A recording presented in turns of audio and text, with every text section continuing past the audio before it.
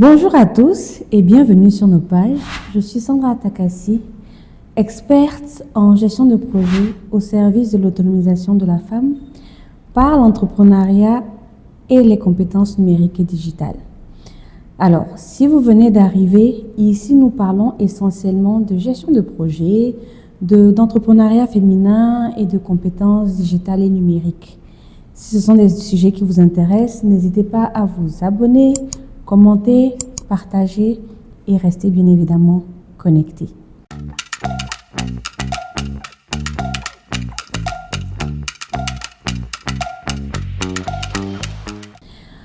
Dans les vidéos précédentes, nous avons parlé de plusieurs sujets liés à la gestion de projet, tels que la planification d'un projet, les compétences d'un bon gestionnaire de projet.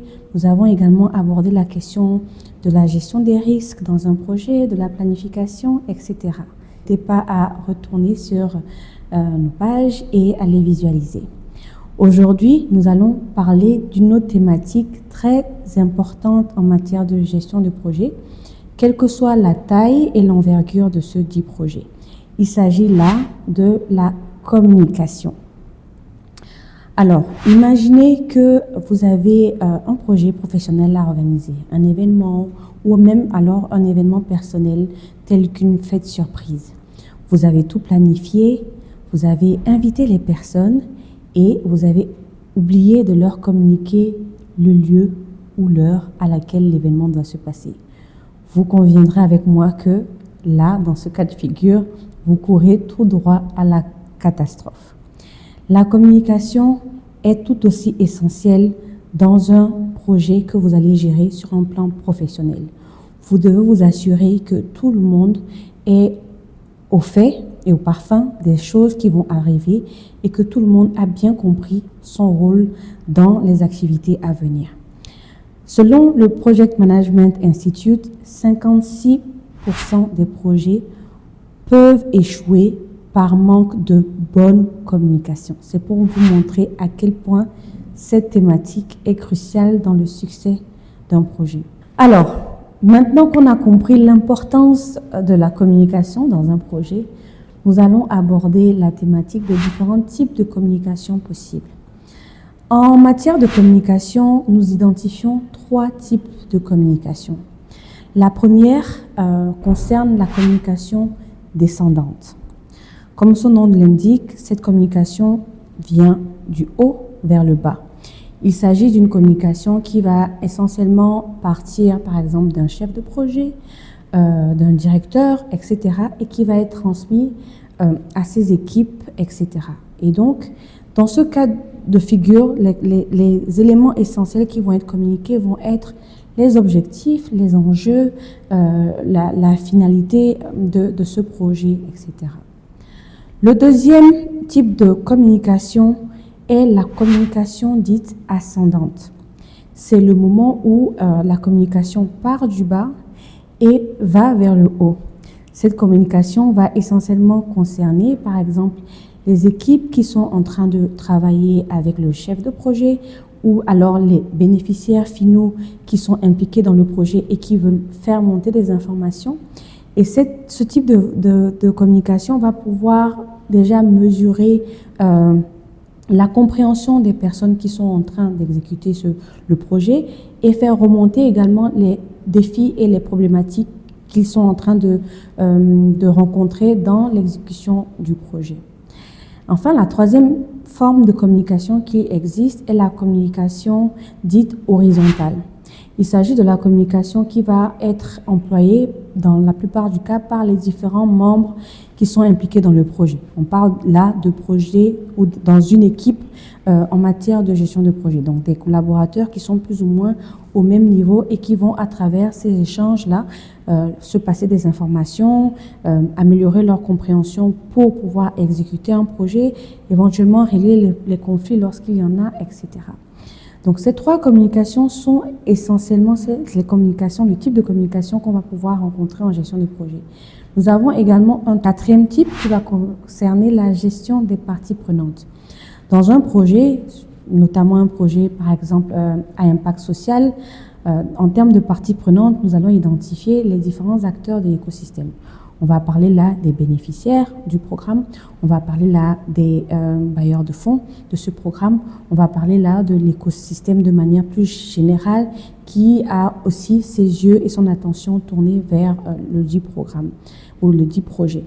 Donc, avec ces différents interlocuteurs, il va falloir aussi adapter des communications qui viseront à être déjà d'une part claires, transparentes, et également leur permettre d'avoir les informations correctes sur la manière dont le projet est en train de se passer et l'impact que ce projet est en train d'avoir. Bien gérer cette communication est essentiel pour le succès de ce projet.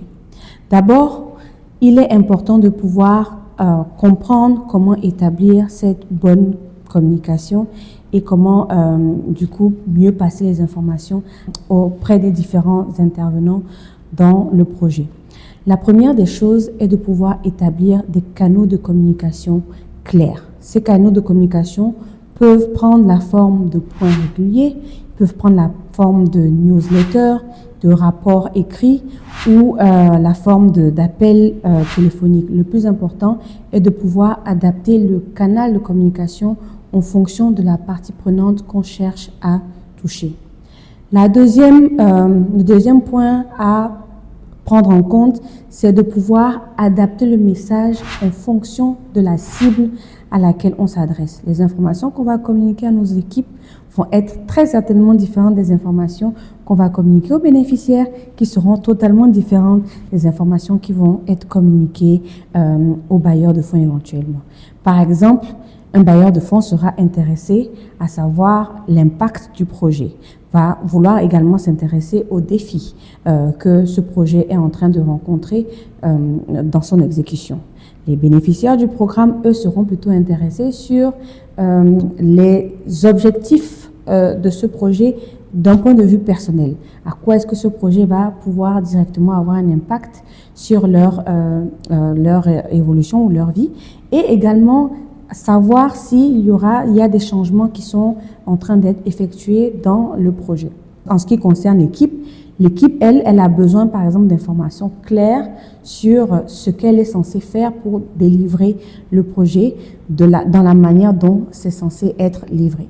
Donc, vous voyez qu'en fonction de la cible, bien sûr, le message doit être adapté et personnalisé.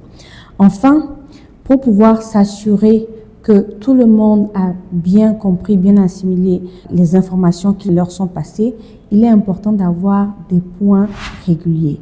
C'est à travers ces points réguliers qu'on s'assure que les informations sont bien passées, les informations sont claires pour tout le monde et qu'on clarifie également les zones d'ombre s'il y en a. Alors maintenant, je vais vous donner un exemple très concret de l'impact d'une communication qui a été décisive dans un projet. Il y a de cela quelque temps, dans la réalisation d'un projet, nous avions remarqué que les personnes qui devaient bénéficier de ce projet n'étaient pas forcément toujours impliquées comme elles devaient l'être. On parle là des bénéficiaires qui devaient bénéficier donc du projet en question.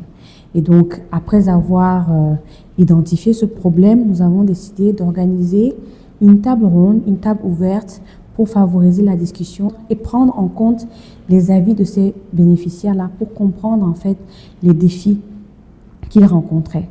À ce moment-là, il s'agissait de pouvoir déjà comprendre leurs problématiques et voir quelles mesures on pourrait prendre pour pouvoir ajuster le programme et mieux répondre à leurs attentes.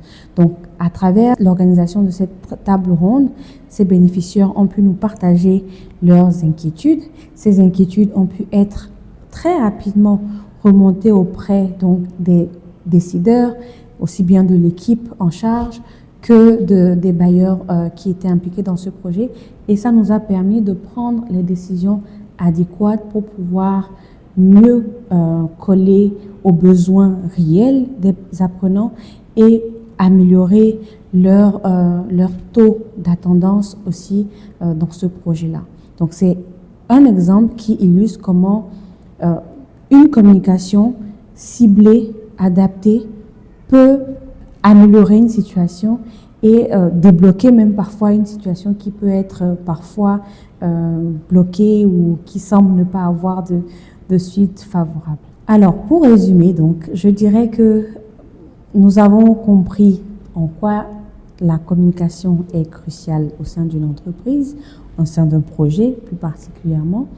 Nous avons compris qu'il existe différentes formes de communication, 3 essentiellement, les communications ascendantes, les communications descendantes et les communications horizontales, que ces communications doivent être adaptées à la cible, de sorte à ce que la personne qui reçoit l'information reçoive l'information spécifique qui la concerne et qu'à travers une communication efficace, on peut éviter des problèmes, dénouer des situations, communiquer aussi des informations positives telles que les impacts qui sont réalisés à travers ce programme. Je vous remercie pour votre attention. C'était tout pour moi pour aujourd'hui. N'hésitez pas à nouveau à rester connecté sur nos pages, à vous abonner, à commenter, liker, à nous partager également des thématiques que vous souhaiteriez que nous abordions à travers nos différentes vidéos. Merci et excellente journée à vous.